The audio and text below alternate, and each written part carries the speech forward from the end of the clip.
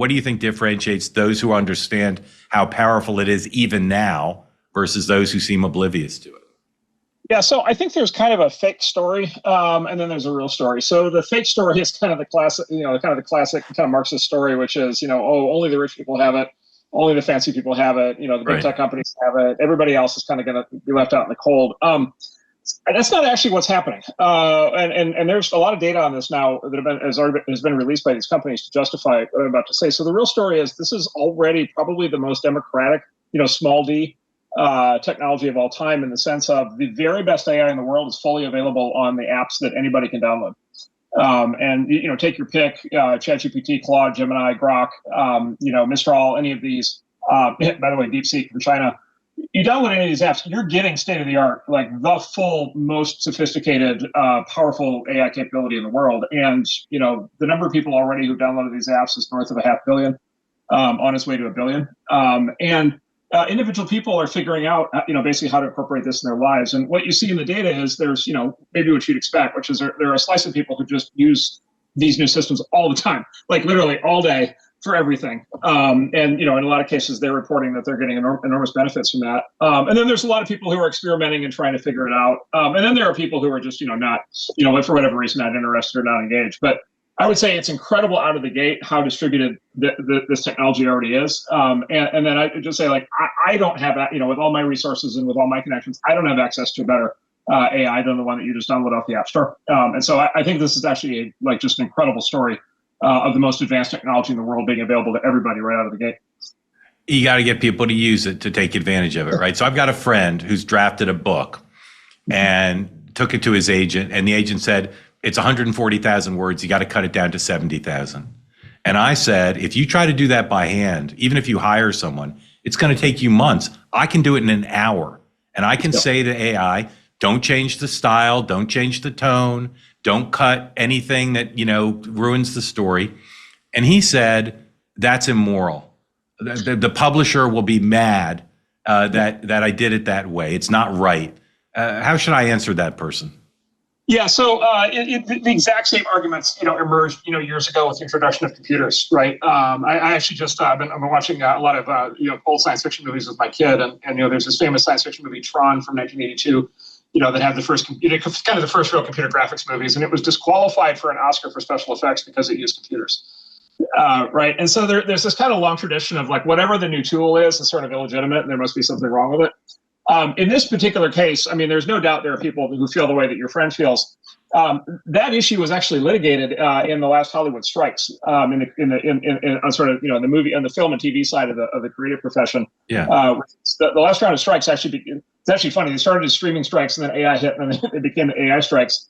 But the settlement with the studios, actually with the unions, was that the following, which is, if you're a writer and you use AI, that's totally fine. What's not allowed is for the studio to basically use the AI and then claim it was a writer. But basically, what the unions and studios in Hollywood decided was, it's another tool. It's like the word processor. It's like the personal computer. It's like it's like using a printer instead of writing out a manuscript by hand.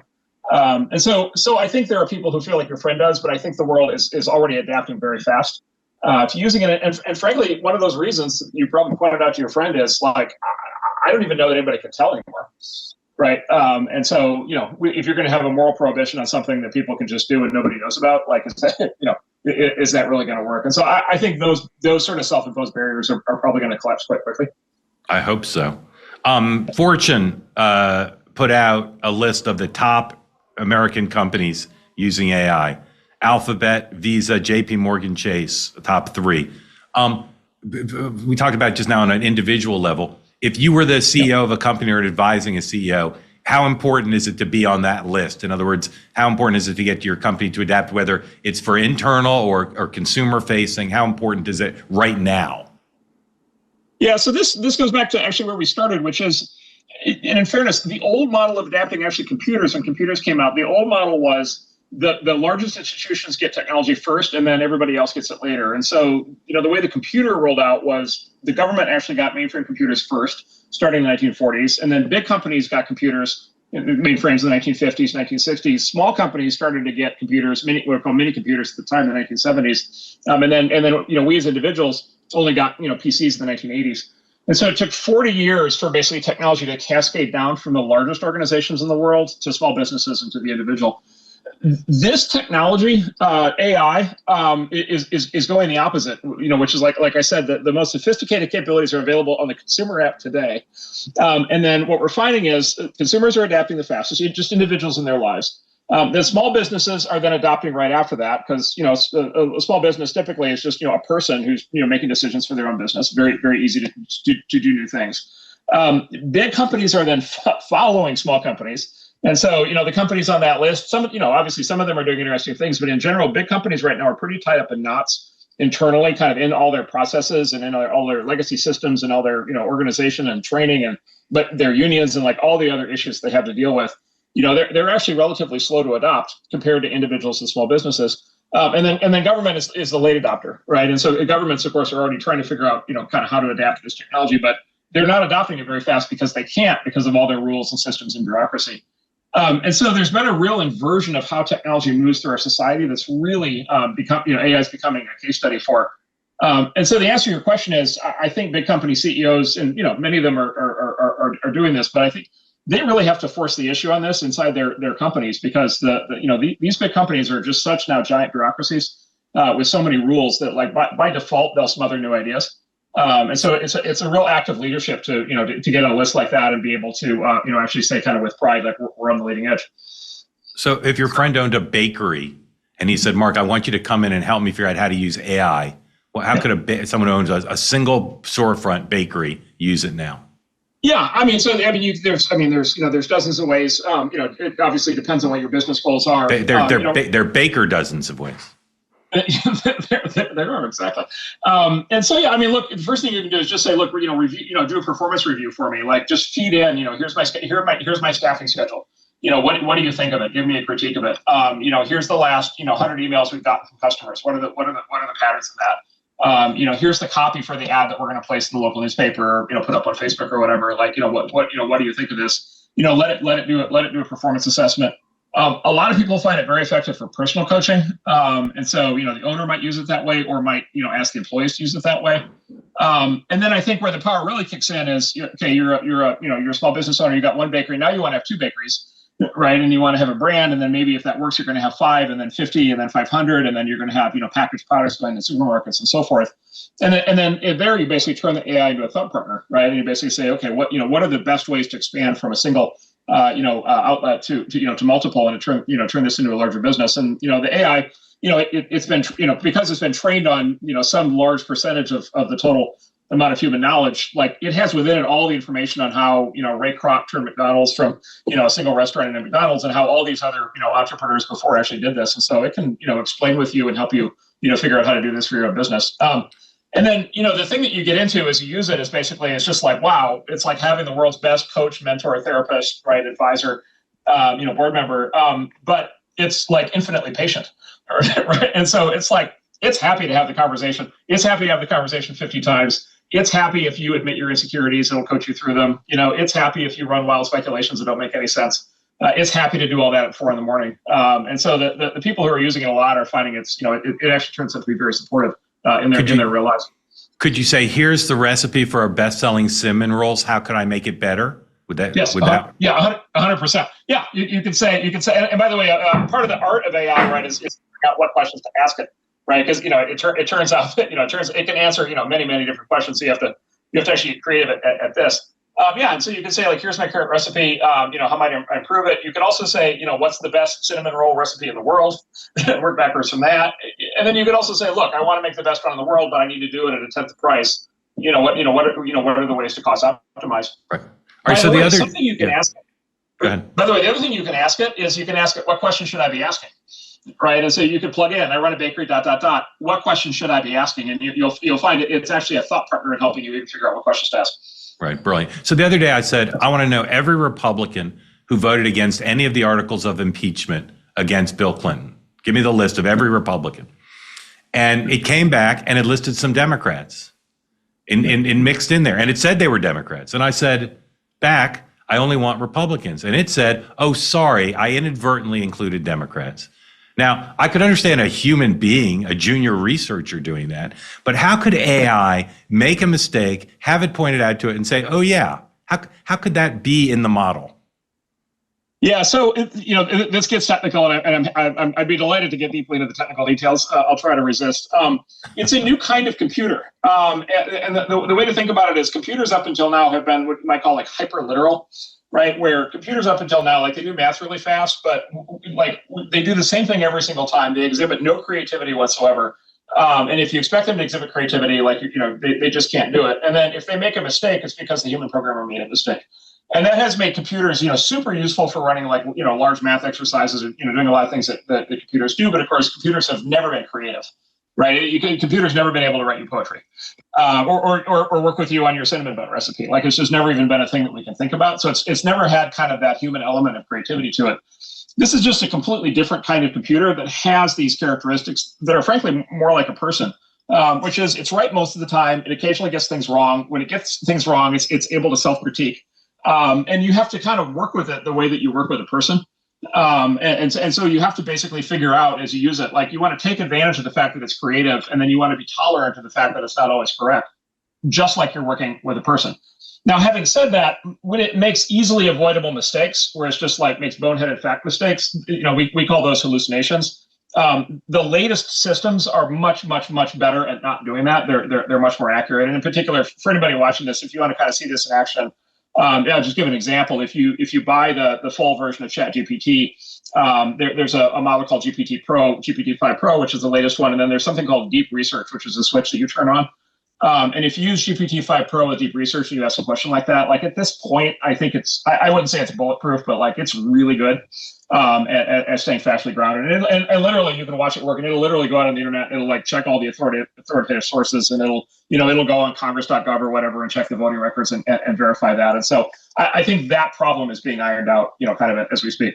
Yeah. For people watching, listening who haven't used it or not used it much, the thing you said about good prompts is so key. And that does differentiate the people really getting productive at it from not. And one of the things that you and I have talked about is it is hilarious.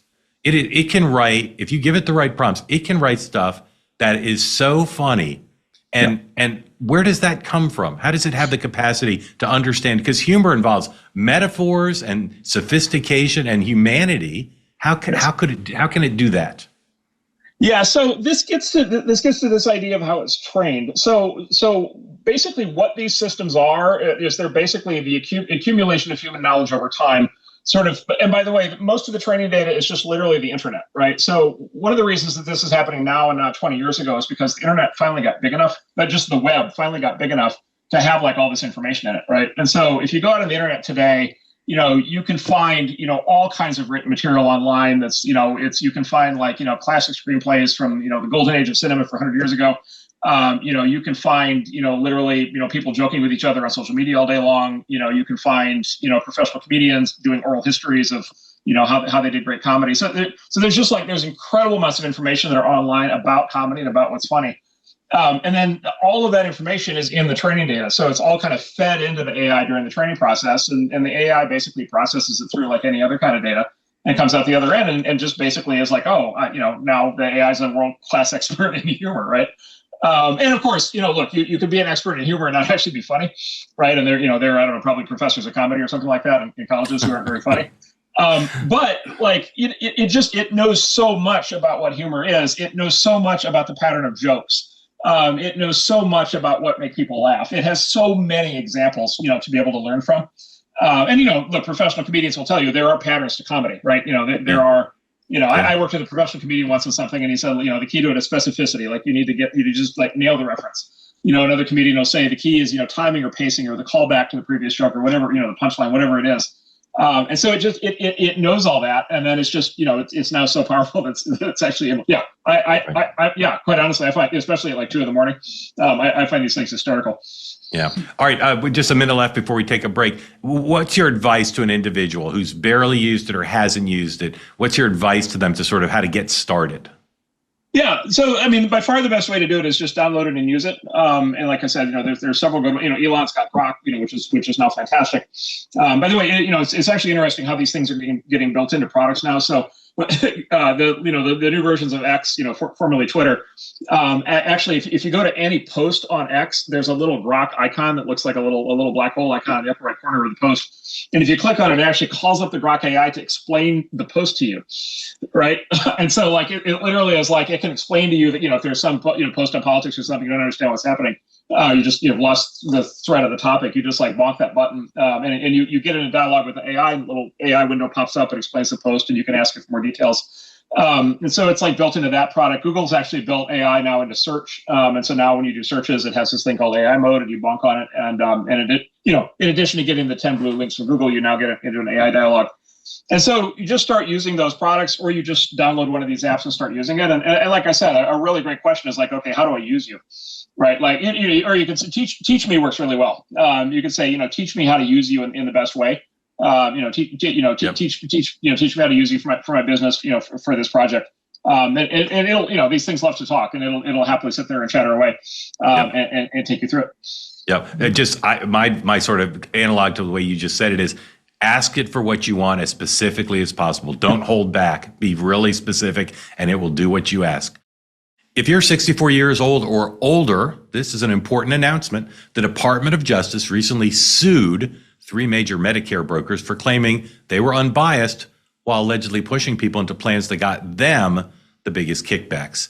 It's true, so many insurance agents, they just can't be trusted, but you also cannot rely on the government to give you the best information that you need either. That's why I want you to know about something called Chapter. Chapter was started by people who went through all of this personally after their own parents were pushed into the wrong Medicare plan by an agent who was more focused on commissions than on good care.